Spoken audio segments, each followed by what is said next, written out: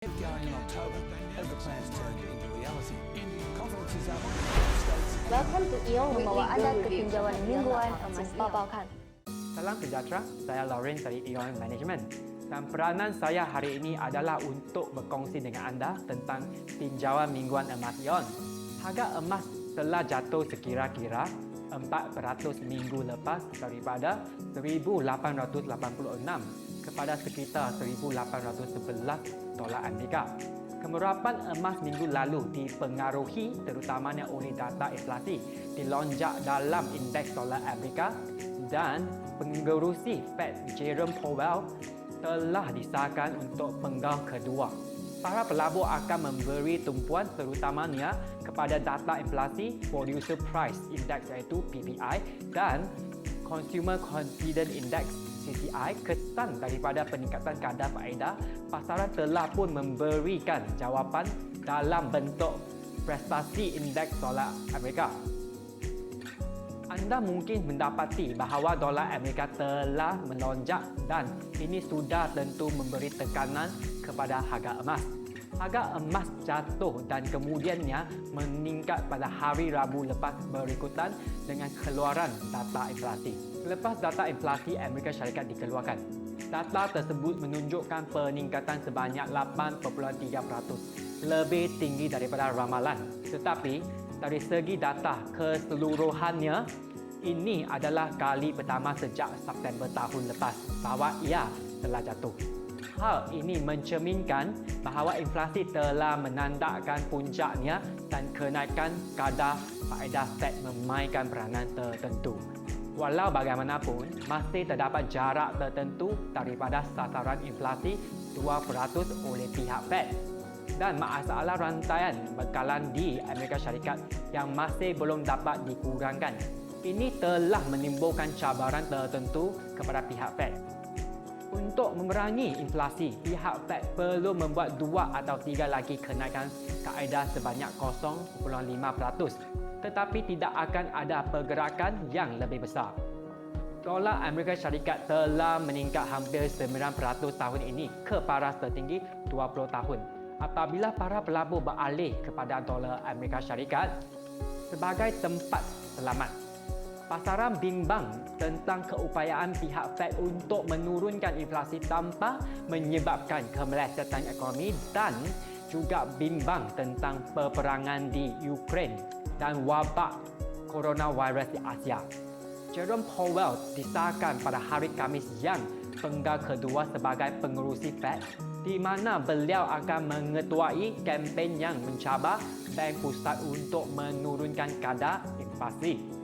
Para pelabur bertaruh bahawa pihak Fed akan mendesak kenaikan kadar faedah yang agresif dan kemudian menyebabkan pembelian dolar. Ini akan membantu dolar Amerika untuk mencapai semula paras tertinggi hampir 20 tahun pada 104.93 yang pernah menekan harga emas sebelum ini dan menyebabkan mencecah paras terendah baharu kira-kira 3 bulan di sekitar paras 1,810. Producer Price Index PPI telah meningkatkan 0.5% pada bulan April. Ini menanda kemunduran daripada kenaikan 1.6% bagi bulan Mac daripada bulan sebelumnya.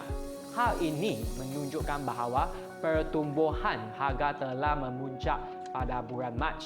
Namun itu, pihak Fed dijangka untuk menaikkan kadar faedah kepada sekurang-kurangnya 0.5%. Sekurang-kurangnya 3 kali dalam beberapa bulan akan datang untuk meredakan kadar inflasi. Setiausaha Perbendaharaan Amerika Syarikat Janet Yellen berkata bahawa beliau percaya pihak Fed boleh mengurangkan inflasi tanpa menyebabkan kemelesetan ekonomi kerana pasaran buruh Amerika Syarikat dan kunci kira-kira isi rumah kukuh, kos hutang rendah dan sektor perbankan kukuh. Rancangan Finland untuk memohon kealihan NATO diumumkan pada hari Khamis dan terdapat jangkaan bahawa Sweden akan mengikutnya. Ini akan membawa perkembangan Pakatan Tentera Barat yang Presiden Rusia Vladimir Putin tertekat untuk menghalang. musuh akan mengambil langkah balas dendam termasuk tindak balas tentera teknikal. Konflik tersebut yang dinyatakan oleh Presiden Rusia Vladimir Putin sebagai operasi ketenteraan khas telah memberi tekanan kepada bekalan tenaga dan makanan global serta menyumbang kepada kadar inflasi. Kesimpulannya, harga emas masih akan ditekan dalam jangka masa pendek ini. Pasaran Amerika Syarikat juga kukuh. Pasaran nampaknya sudah faham bahawa pihak Fed akan menaikkan kadar faedah sebanyak 0.5% pada bulan Jun. Indeks dolar terus melonjak tetapi data inflasi menunjukkan bahawa ianya telah perlahan. Dijangkakan bahawa indeks dolar mungkin akan menandakan puncak dan akan jatuh semula. Jika indeks dolar Amerika Syarikat jatuh, harga emas akan disokong dengan kuat. Pada minggu ini, para pelabur akan berfokus kepada data jualan wujud Amerika Syarikat, permulaan perumahan, permit bangunan dan jualan rumah sedia ada. Sudah pastinya sesi dialog di antara pengawal Fed dan situasi di Rusia dan Ukraine juga memerlukan perhatian yang berterusan. Baik, sekian sahaja dari saya. Terima kasih kerana menonton. Saya Lawrence dan jumpa lagi dalam masa yang berdekat. Duduk rumah, kekal selamat, beli lebih banyak emas. Ingat emas, ingat ion. Bye-bye.